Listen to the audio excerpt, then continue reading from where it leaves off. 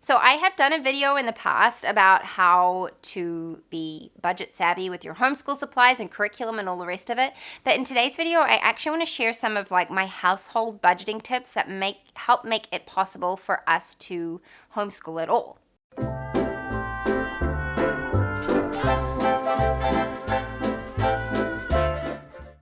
Hey everybody, it is Christine. Welcome to my channel. If you're new, I am a homeschooling mom of 3 kiddos. I live in New Zealand in a small coastal town, and yeah, I've been homeschooling for a couple years, and I was actually homeschooled myself. So I share homeschool content here. I would love it if you would subscribe. This community is growing slowly, and I just really enjoy having all of you here with me. Honestly, you're so encouraging, and I love the conversations I get to have with you. Also, come follow me on Instagram, because that's where I chat with a lot of you over there, and I just really appreciate it. And we're currently in lockdown, like strict lockdown again, so it's been really lovely being able to like just engage with people in a social way, even though I can't leave my home. So let's get into the video though. Now I'm rambling. So I want to chat a little bit about budget tips for around the home. And none of this is new or rocket science, but I've had several people ask for budget advice, like when I've done polls on Instagram and asked for video suggestions. And so I'm just going to share what we do in our home. This may not work for everybody. Everybody's circumstances are unique or whatever, but this is just what we have done and what I believe helps us to live a budget conscious. I keep saying conscience. I've had to like edit out that word so many times. Budget conscious lifestyle. So first of all, I think that one of the biggest things that we did that made a difference was when we got married, we always decided that we were only ever going to budget off of my husband's income, because we knew that I wanted to be a stay-at-home mom eventually, and we didn't want to rely on my income. We wanted that to be kind of like the cream on the top. And I know this is not possible for everyone in every situation, but if you can do it, I think it's super wise to do that. Just use one income, because it just means that like it gives you more wriggle room, and so for a long time there was no second income coming in from us. Anyway, I make money now, but I didn't when we first got married, and so that's always been great, because it's like when we're looking to buy a house or upgrade our car, whatever, we're focusing it on my husband's income and not mine. And so that just meant that we knew we were super safe with things, and it's just made us live a lot more within our means. So that's something that we do. And then the second thing is we have always had a budget. Now, my husband stumbled across Dave Ramsey just before we got married, and that was a massive blessing to us. We do follow a lot of his concepts, but we're not like diehard purist followers of Dave Ramsey. For instance, we actually have a credit card. We don't use it in the typical way that a credit card is used. We use it to purchase everything, and I literally every week go back and reimburse our credit card, like for any expenses that I've made. Like we pay it off weekly, so it never ever incurs any interest, and we get the rewards from it, which have actually been really helpful. So yeah, that's something that we do. I know that that's not a good idea for everybody. If you have a tendency to overspend, then it's not a good idea, but it's worked totally fine for us. But we have always been budget followers. In fact, I remember my mom teaching me how to set up a budget probably when I was like 11 or 12 years old. My mother has always had a budget because they had to, because they lived on the smell of an oily rag, basically. And my grandparents were like that. Like, it was hard for them. My parents immigrated from South Africa when I was 5 years old, essentially started again in a new country. And so they had very little money. They had to work really hard to get where they are now.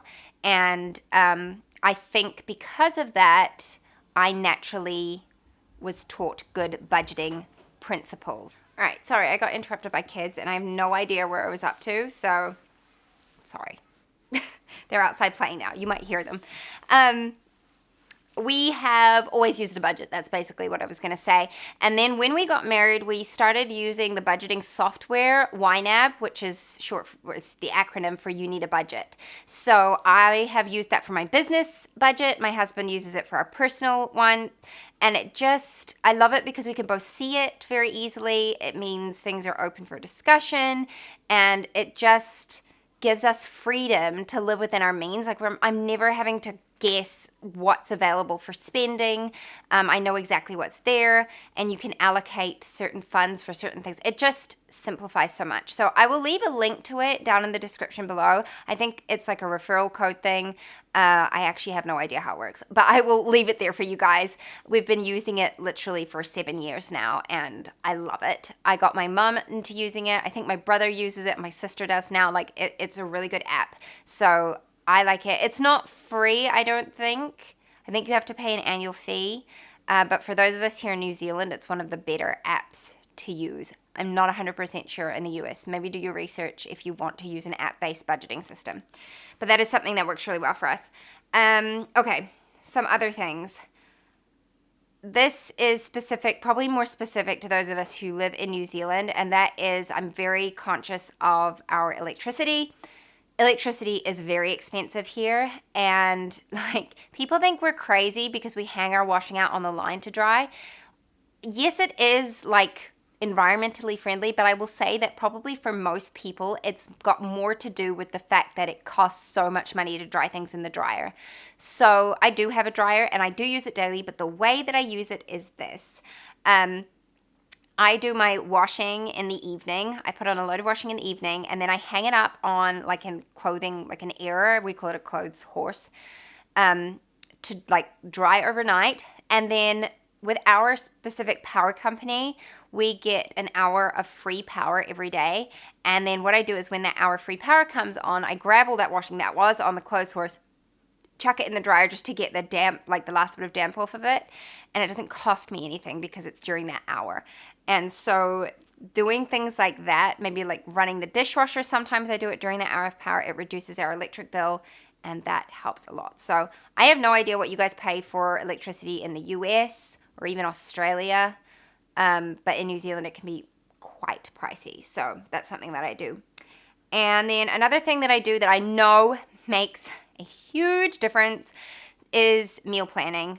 Honestly, food is where our money goes to. Like when we are not on a strict budget, oh my goodness, we can spend so much money on food.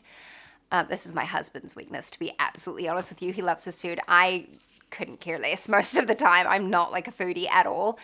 But food is where things can get very expensive. And so I've meal planned pretty much since we got married because we were like budgeting. And I'm just a planner. I also really despise cooking dinner. And so if I don't have a meal plan, it probably isn't going to happen. And if it does, it's going to be a terrible meal or it's going to be takeout. Like I just have to meal plan. But meal planning makes a really big difference. I will put a link down to the course I have. I created it on my meal planning and shopping system. It's incredibly efficient, super, super easy, and I've been using it since Annie was a baby, and she will be 5 in next month, actually. So it is proven. It's worked really well for us. I still use it all the time. So meal planning makes a big difference. And then the other thing that makes a difference for our homeschool is some extra income. I hate the term side hustle. I think it sounds so, I don't know, like cutesy. And I'm like, it's just work. Like, I know everyone has their things, but that's just, I don't love it. But it is. I mean, it's a side job, I suppose. It's something that brings income to our family. And that, for me, that is blogging and content creation in general. I blog, I do social media. Like, I do a lot of things. It's hard to say exactly what it is. I suppose it's just content creation in general. I have some products that I sell, things like that. And that brings in a good amount of money to our family now. It's slowly built over the years. And it's generally at least a semi-passive income, which is a huge help because I am a busy mom of 3 kids. So if you can find a way to make extra income, then that can be a massive blessing to your family, and it can make a difference with homeschool supplies, and just making it possible for you to even be home with your children. I am very blessed to be in the position where I don't have to go out and work, but we also are very budget conscious. I was going to say conscience again. And we don't go out to eat all the time, like at restaurants and things.